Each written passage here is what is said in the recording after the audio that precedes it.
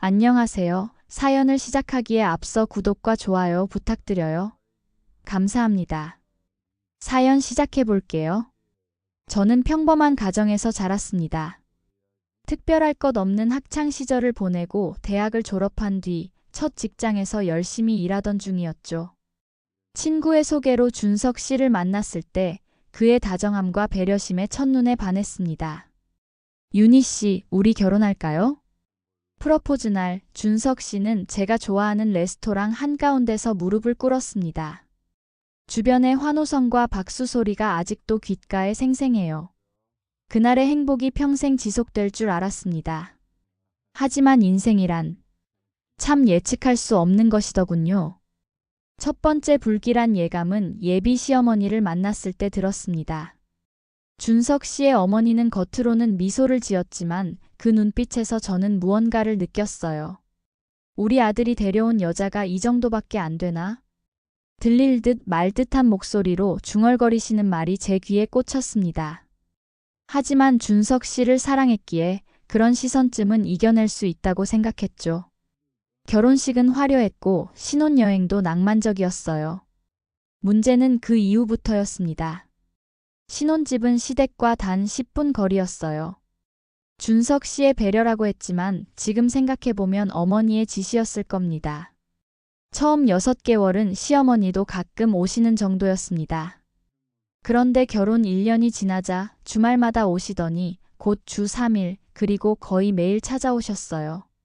너희는 아직도 아이 소식이 없네. 요즘 애들은 왜 이렇게 느긋한지. 처음에는 그저 손주를 기다리는 보통의 시어머니 같았습니다. 하지만 결혼 2년이 지나도 임신 소식이 없자 시어머니의 태도가 달라졌어요. 주변에 애 낳는 며느리들 천지인데 우리 집 며느리는 뭐 하는 거야? 식사 자리에서 TV를 보다가 심지어 제가 친구와 통화하는 중에도 불쑥 이런 말을 던지셨습니다. 준석 씨에게 이야기했지만 그는 어머니가 손주를 보고 싶으신 거지. 당신을 미워해서 그러는 게 아니에요 라며 웃어넘겼죠. 3년이 지나면서 상황은 최악으로 치달았습니다.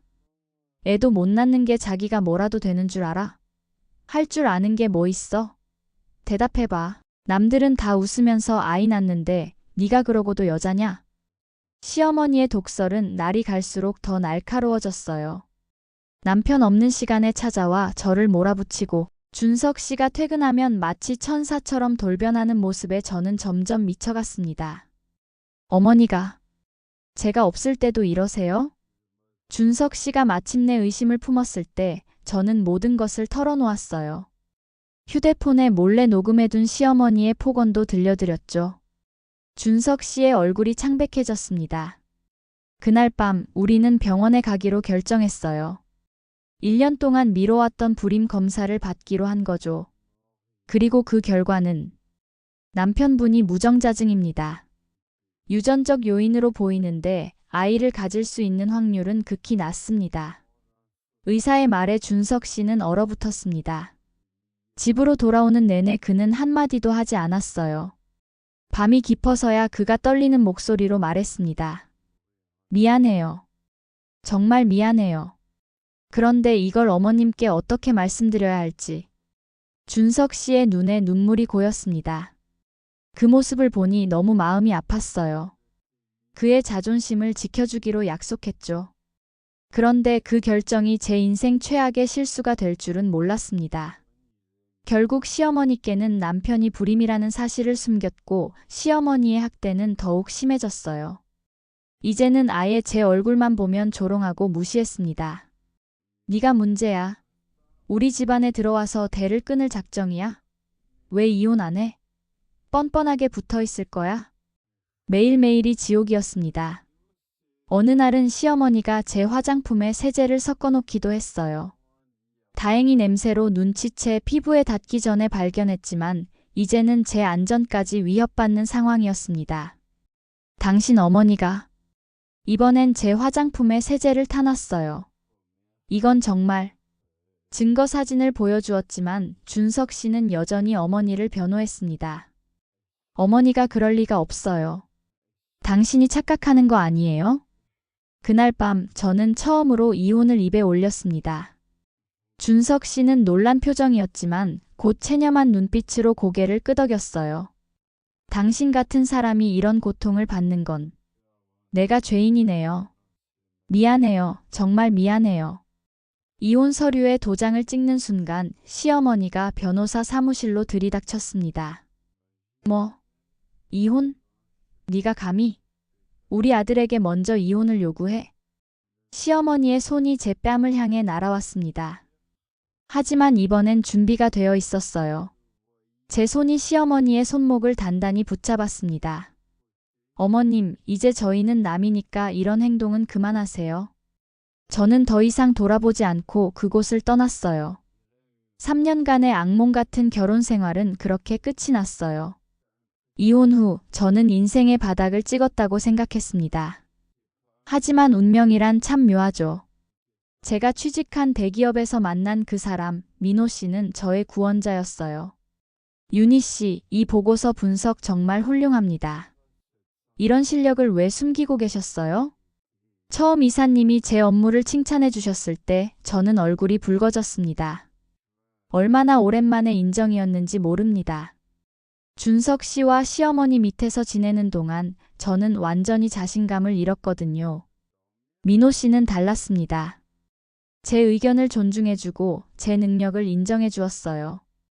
회식 자리에서도 항상 제 옆자리를 지키며 술을 권하는 직원들로부터 보호해 주었죠. 윤희 씨, 퇴근하고 커피 한 잔 어떠세요? 그의 청혼은 자연스러웠습니다. 처음에는 친구로 시작했지만 점점 마음이 기울어졌어요.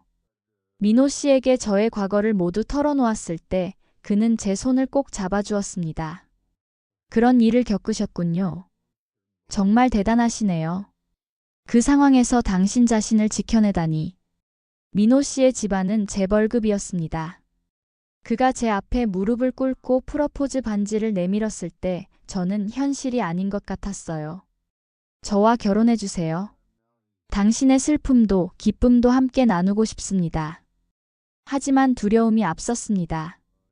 또다시 시어머니의 학대를 받게 될까봐, 그리고 또다시 아이 문제로 고통받게 될까봐. 그래도 용기를 내었죠. 민호 씨의 부모님을 만나는 날 너무 긴장이 돼서 잠도 제대로 못 잤어요. 하지만 민호 씨의 어머니는 저를 보자마자 활짝 웃으며 두 팔을 벌려주셨습니다. 드디어 우리 아들이 데려온 아가씨를 보는구나. 아이고, 사진보다 훨씬 예쁘네. 믿기지 않는 환대에 저는 어색하게 웃었습니다. 점심 식사 후 민호 씨가 자리를 비운 사이 그의 어머니가 제게 물으셨어요. 이전에 결혼했었다고 민호가 말해줬어. 괜찮니? 네. 죄송합니다. 왜 죄송하다는 말을 해? 그건 내 잘못이 아니잖아. 우리 민호가 널 얼마나 사랑하는지 아니? 처음으로 여자 이야기를 하더라고. 그러니 자신감을 가지렴. 그 위로에 저는 또다시 눈물을 참을 수 없었습니다. 병원도 함께 가주셨어요. 제가 임신에 문제가 없다는 걸 확인하고는 기뻐하셨죠. 결혼식 준비는 꿈 같았습니다. 민호 씨의 집안은 부유했지만 전혀 그런 티를 내지 않으셨어요. 오히려 저와 제 부모님을 배려해 주셨죠. 웨딩드레스를 고를 때도 시어머니가 함께 와서 조언해 주셨습니다. 이 드레스가 우리 윤희한테 찰떡이네. 어머, 공주님 같아. 결혼식 당일 저는 믿을 수 없을 만큼 행복했습니다. 드디어 진짜 가족을 만나게 된 것 같았거든요. 웨딩홀에 도착해 마지막 메이크업을 고치고 있을 때였어요. 윤희야, 누가 널 만나겠다고 난리야. 민호 씨의 어머니가 급히 달려오셨습니다.